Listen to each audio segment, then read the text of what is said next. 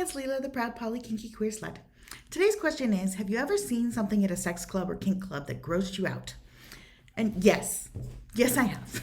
Everybody, I think, sees things that are not their cup of tea in these spaces. So, it just is something that happens. And there's a phrase that is, don't yuck somebody else's yum, which means that if what's happening is aligned with the rules of the club or the party, and it's just not something you're into, then it's your responsibility to kind of take that away.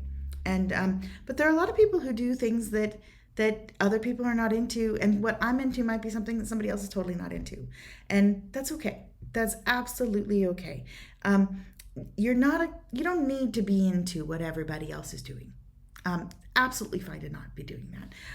And as one example, so a lot of folks who go to kink clubs are asexual, meaning they do not want to have sex with a lot of different people. They might not want to have sex at all, or they might have very specific conditions under which they want to have sex.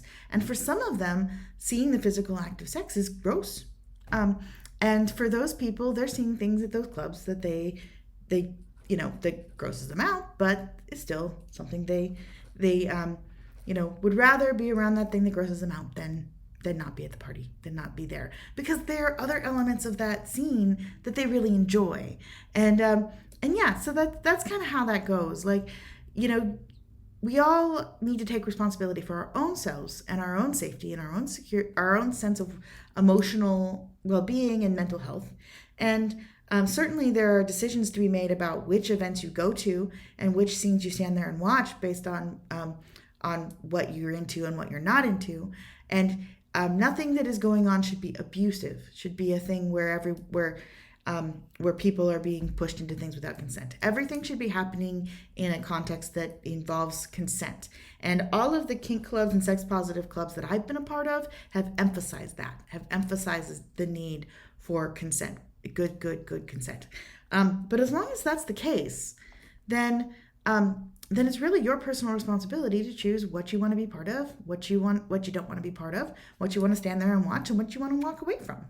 And I'm minded of there's a kink club that I go to that occasionally has like circus parties where there is clown porn.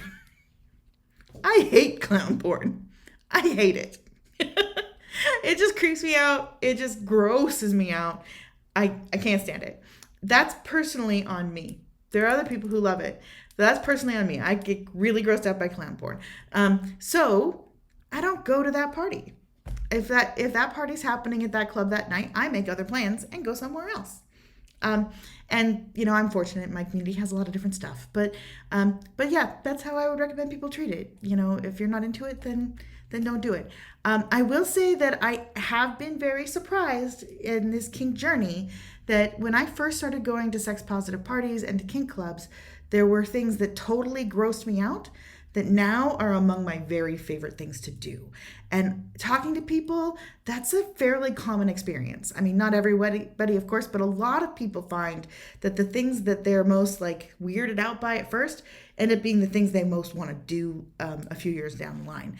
And that's because a lot of times what gives us that yuck feeling is that it makes us psychologically uncomfortable in some way.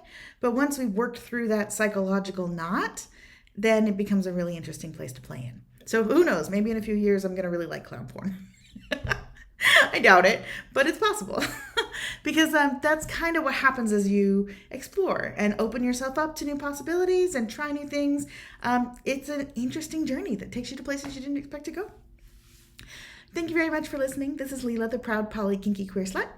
You can ask me anything at kinkyqueerslut@gmail.com, and thank you very much for listening.